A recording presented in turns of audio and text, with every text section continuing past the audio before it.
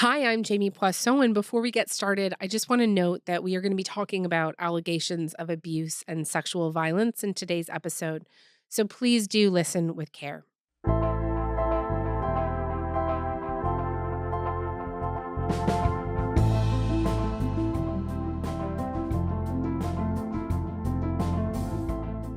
If you've been following the news around Diddy lately, even peripherally, his arrest on Monday probably didn't come as a surprise. His legal troubles have been mounting for almost a year now. Diddy's currently behind bars, facing charges of racketeering and sex trafficking. A key part of this story is his music empire. He's a rapper, producer, and the head of Bad Boy Records. Prosecutors allege he used that empire and his music industry connections to commit these crimes and cover them up for decades. A year ago, Sean Combs stood in Times Square and was handed a key to New York City. Today, he's been indicted and will face justice in the Southern District of New York. My guest today is Dan Adler. He's a staff writer at Vanity Fair, and he's going to break down exactly what Diddy is being accused of and how he built the power and connections that allegedly facilitated it.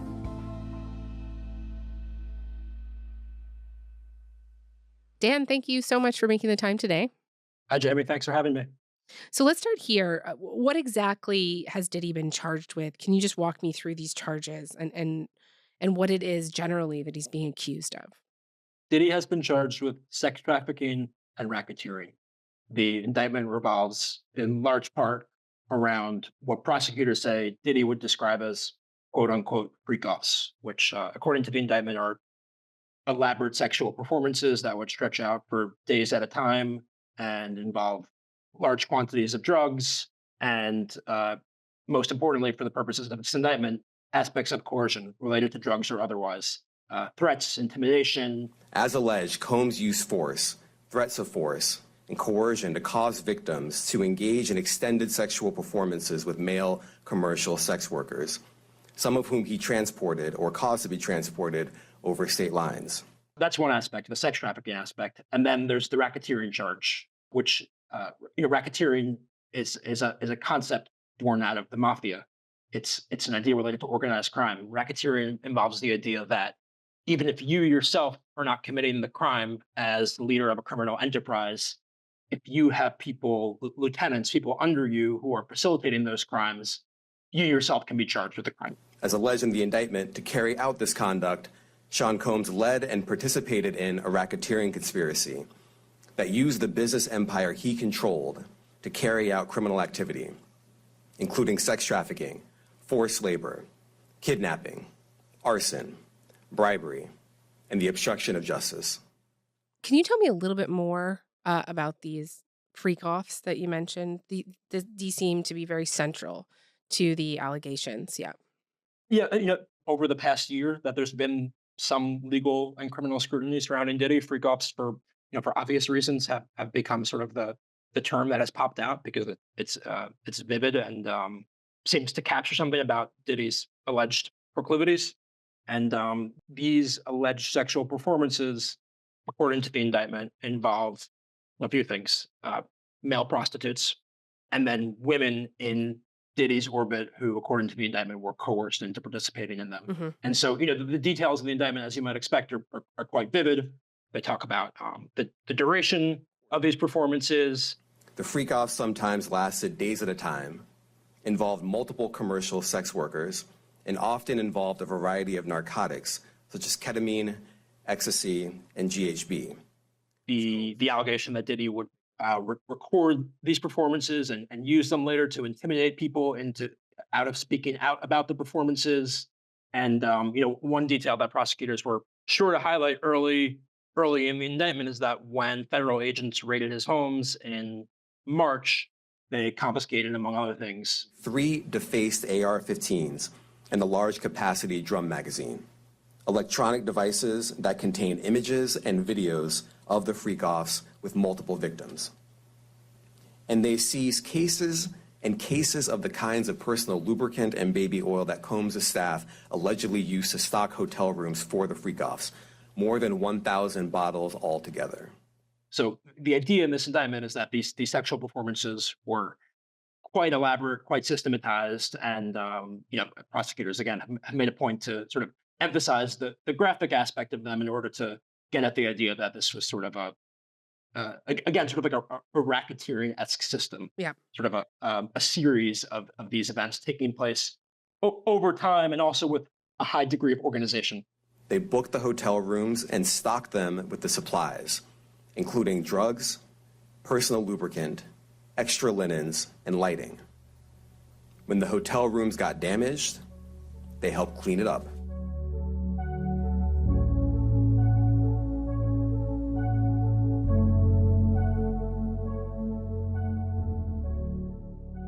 Diddy appeared in court on Tuesday, where he pleaded not guilty, and he was denied bail by the judge.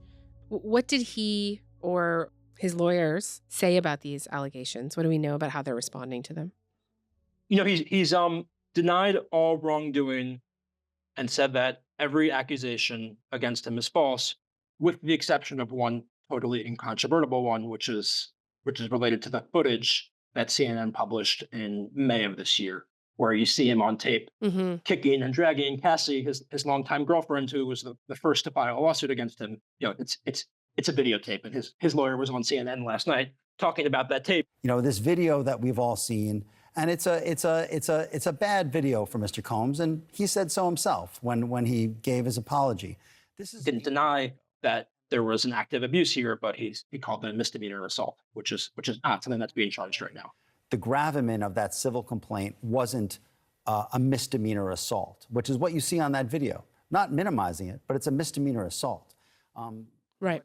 Yeah. No, I don't. For people who might not have seen that video, it is very difficult to watch. It's really, really brutal.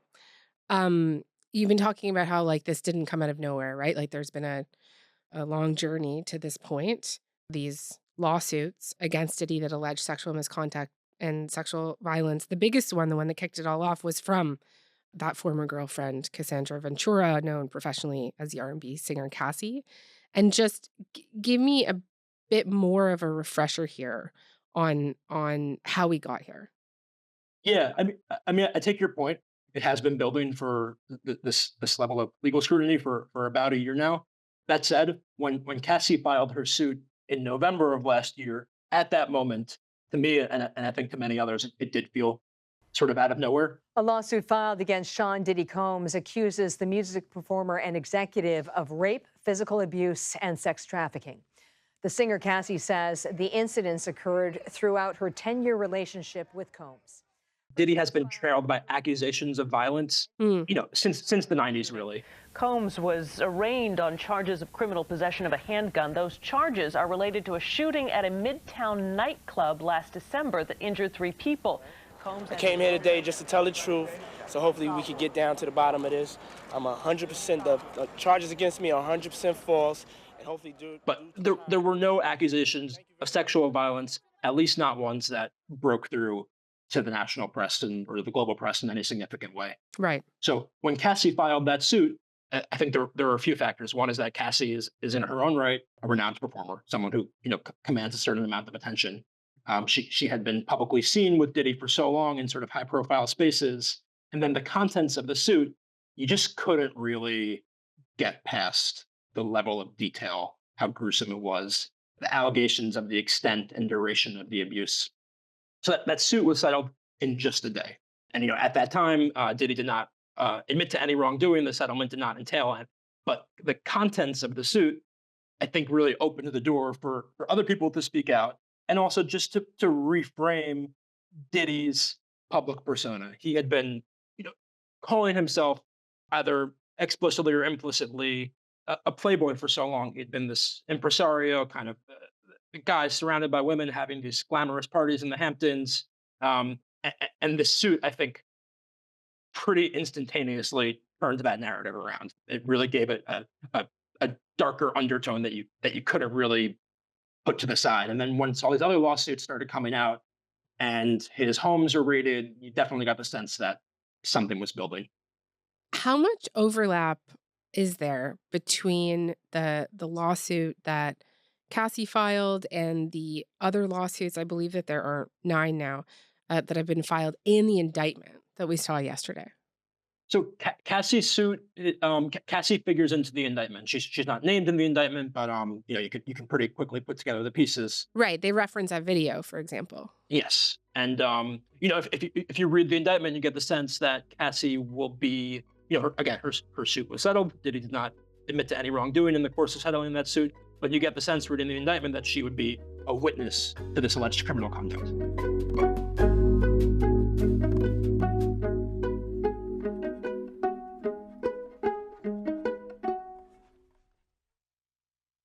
I want to zoom out a bit here because, as you talked about, a very big allegation in the indictment is that Diddy was using this empire that he built to facilitate these alleged crimes.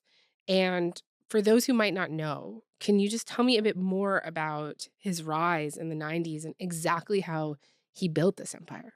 Yeah. Diddy grew up in Harlem. He went to Howard University. I think most people take for granted at this point that hip hop is a leading global cultural force. If you look at American charts, other charts, even if they're not rap records per se, it's artists who have been influenced by rappers or work with rappers. I don't know if that happens without Diddy. I think it's really difficult to overstate Diddy's influence in making hip hop into this world-conquering pop force. He was always unapologetic about his ambitions. He never seemed to be bothered by the idea that he could somehow depurify hip hop by taking it global. He always wanted to be a mogul. He always wanted to be someone who was taking rap and elevating it to this global cultural status. And that was happening with the way he made music.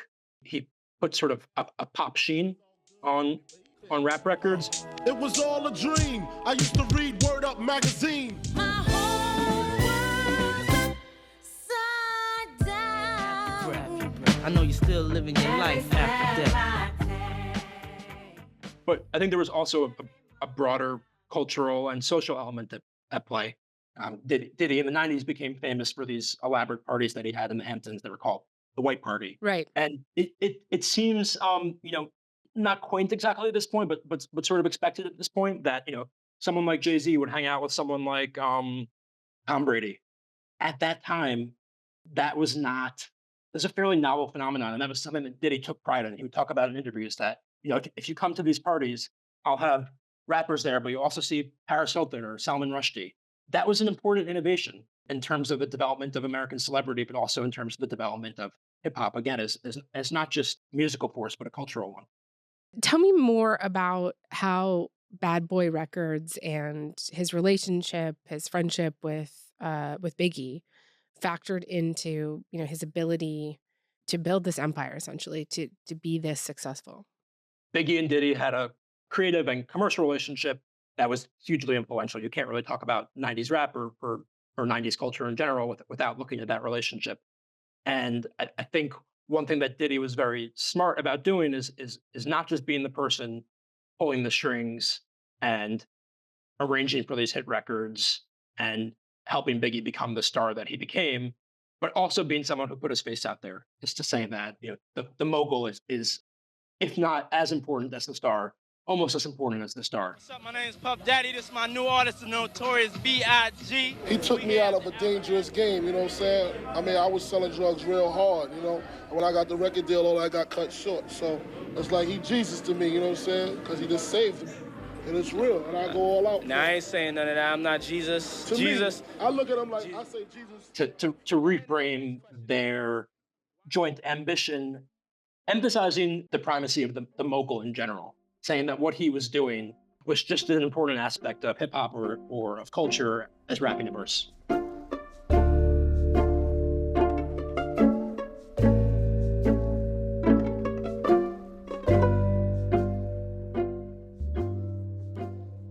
In the case of Cassie in particular, part of the dynamic being alleged there was the control that he had over her career, related to what you were just saying. So given how powerful and connected he was, like what would be the implications of getting on his bad side if you were an artist trying to have a career in that world?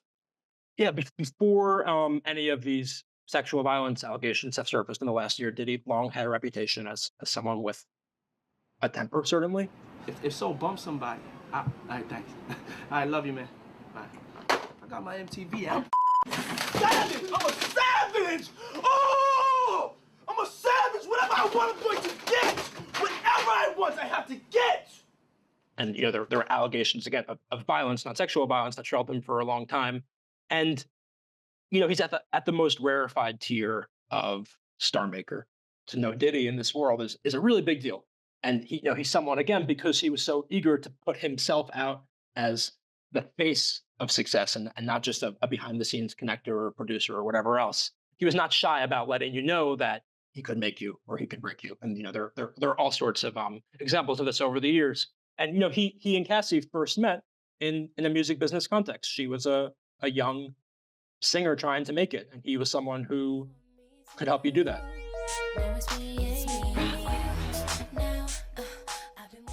And she signed to his label, and they started dating at some point after that. And that can always be a complex dynamic, of course. But I think in this case in particular, because Diddy was so avid about emphasizing his own star-making power, it added a degree of potential for coercion. In this world, how powerful would you say he was? It'd be tough to rank it, but if you did, it's really hard to think of many more people who were more influential in terms of the development of pop culture in the last 30 odd years. If you take that dynamic and also take the dynamic of him being eager to tell you that at every turn, you can really get a sense of the power he wielded.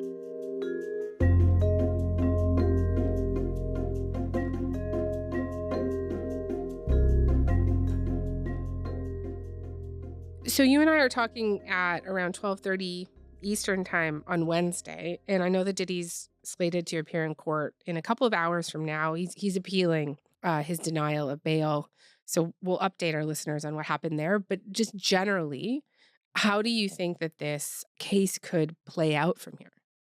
His lawyer said in an interview on CNN last night that we should not expect to see Diddy take a plea, that he intends to fight this. He's pleaded not guilty and maintained his innocence all throughout this process. So, we don't have any details yet on a potential trial date, but that is really the next major event, because if Diddy does not take a plea, of course, that's where this goes. And, I think that trial will, needless to say, probably show a lot. And I think one way in which it will really reveal something about the nature of Diddy's work is the racketeering charge, because that's the charge that doesn't just accuse him of sexual violence, but it also entails calling lots of witnesses who either reported to Diddy or understood how his businesses worked. And the government has said they have 49 witnesses to speak to that kind of behavior. So I think for people who are seeking a broader perspective about how these allegations are tied up with the music industry or about the powers of structure that Diddy participated in or lorded over, I think the trial offers a chance for a glimpse of that. Yeah. All the charges that he's facing are very serious, but I mean, I would imagine that they carry quite lengthy jail terms, right?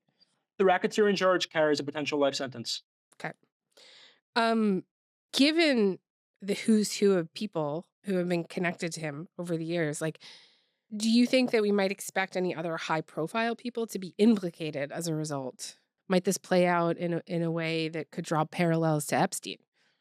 There's certainly been some amount of speculation about that, and it can be tough sometimes in these cases that involve allegations of sexual violence and high-profile people to sort out conspiracy from truth, especially because these trials receive so much attention on social media.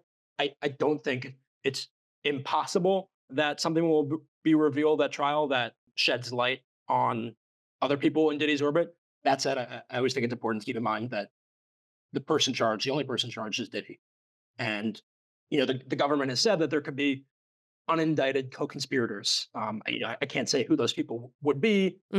Maybe some of them would be names that we would recognize, and maybe some of them would not be. But I do think that, part of the genius, perhaps, and also the perverse genius of Diddy is that he really set it up so that he would be the name. So it's very possible that there are other people in his orbit, I think, that wielded quite some degree of power, but he's the face. So there might be people who are called to testify at trial who did really wield some influence in this business, but I doubt they'll be anywhere on the level as Diddy as far as kind of name recognition and the kinds of people who draw that kind of scrutiny. Yeah. Dan, thank you very much for this. Really appreciate it. Thank you.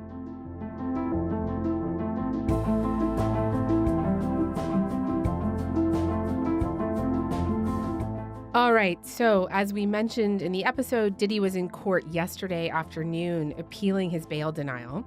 The decision was upheld by a second judge who cited the possibility that Diddy could tamper with witnesses. So he will remain behind bars. That's all for today. Thanks so much for listening. I'm Jamie Poisson. We'll talk to you tomorrow.